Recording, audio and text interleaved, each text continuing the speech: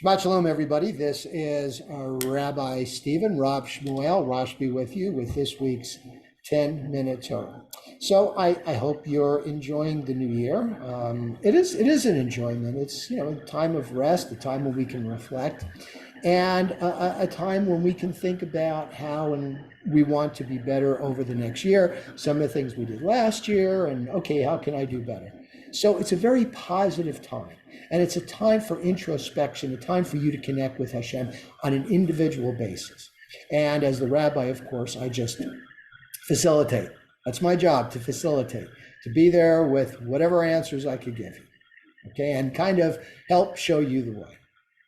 But of course, I don't want it to sound like if I'm not there to lead you, it's no good, because people have personal relationships with Hashem. I was talking to a couple that are looking to get married soon, and the woman says to me, well, I don't know if you're going to like this, but I kind of got on, what is that, Chat GPT, the AI site, and devised some personal prayers, my own. I said, it's funny you should mention that, because there's a module during the Miller course that divides Kavanah with Kana. In other words, the formal prayers that we do during the course of a service, and then the individual prayers. And Hashem likes it when you pray from the heart. We've heard stories about that from the Talmud, from the Midrash, about people that, just offer up their own personal prayers. And, it's really kind of neat. Okay. Don't mind me glancing over there. I'm recording on Zoom because my camera, just kind of fuzzed out. It is not recording any sound, so I'm using a timer and I'm using Zoom, which doesn't have a timer.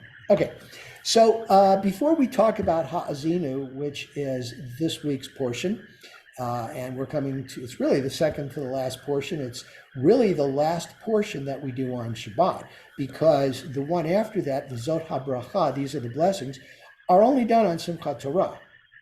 So this is the last official Shabbat Parsha before we roll the scroll back and start fresh from Genesis.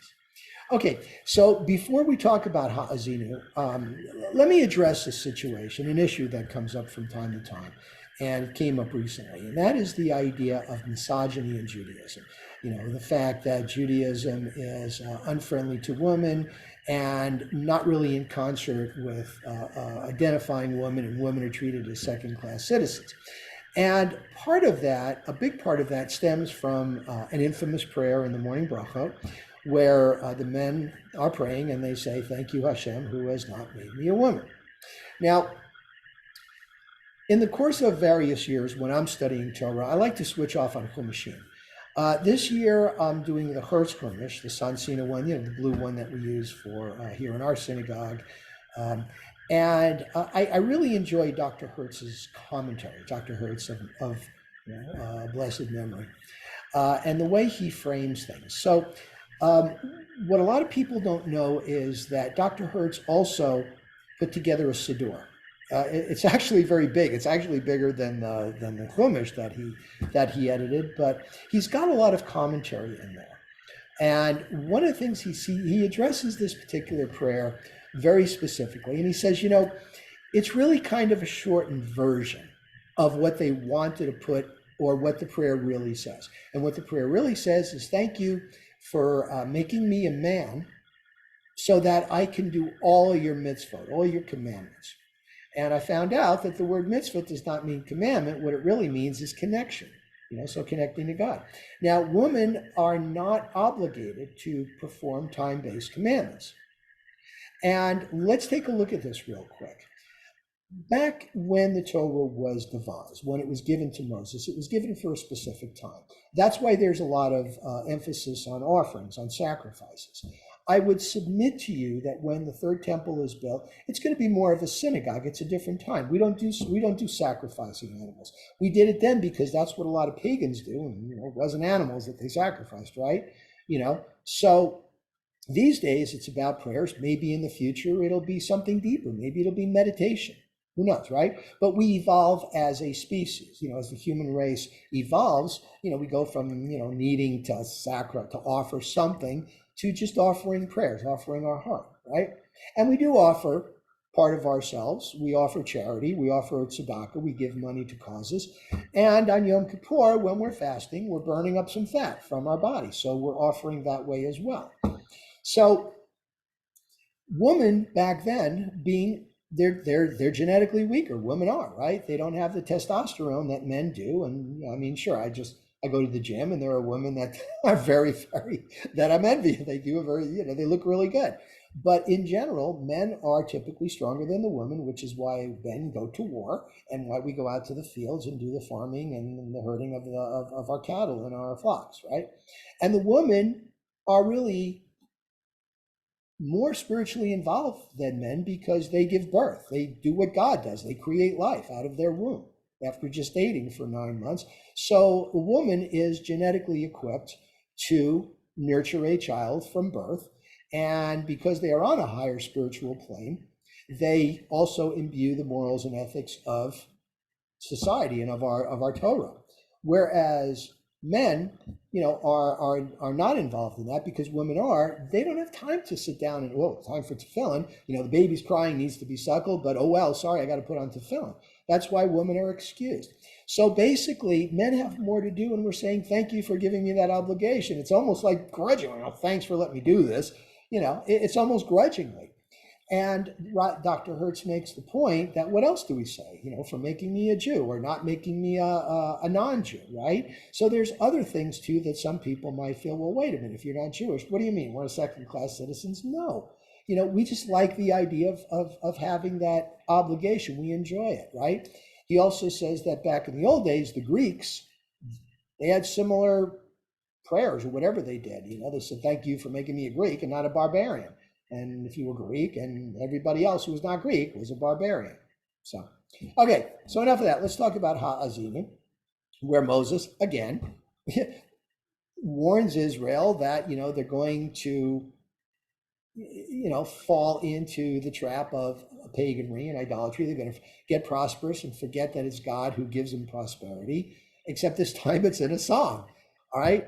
And it almost seems like the last part of Deuteronomy is all about, you guys are great now, but you're going to mess up and, God's going to desert you and you're going to have all sorts of tragedy and you're going to finally get it and turn around and come back and God's there to receive you. And it seems like the whole thing. Now, today, I don't know that a lot of Jews get involved in paganry or in pagan rituals. Maybe some Jews observe Christmas, I don't know, or whatever. We certainly get off of that because it's become a secular holiday. But, do Jews put up a tree or whatever? That's the closest I could think of a Jew doing something that's not Jewish. But let's put this on a personal level. What idols do we worship in our life?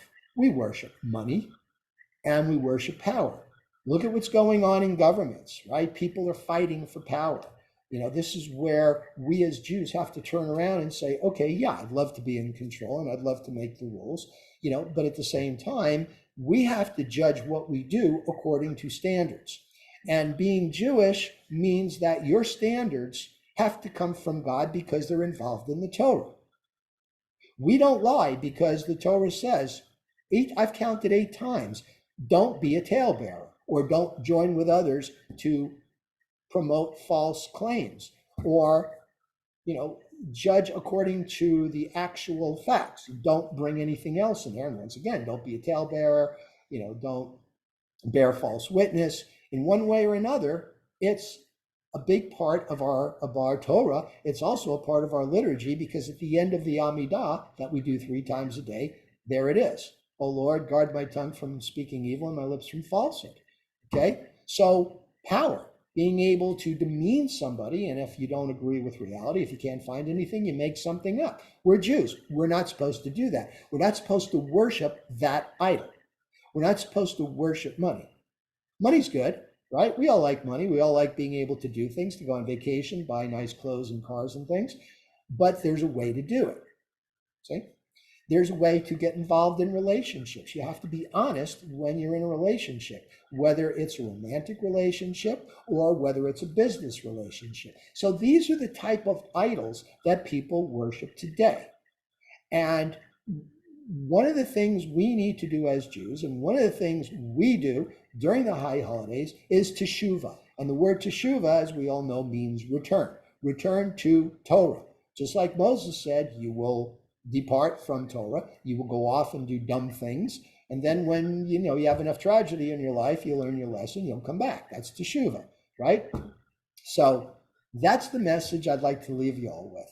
Okay, while we get involved in the high holidays, while we pledge to be better people, while we take a good hard look at ourselves, we want to also examine our deeds from the connection, the mitzvah that we have with Hashem.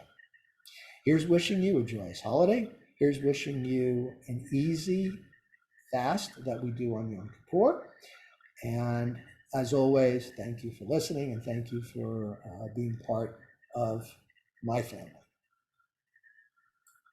Shabbat Shalom and Shana Tova U'Mekta.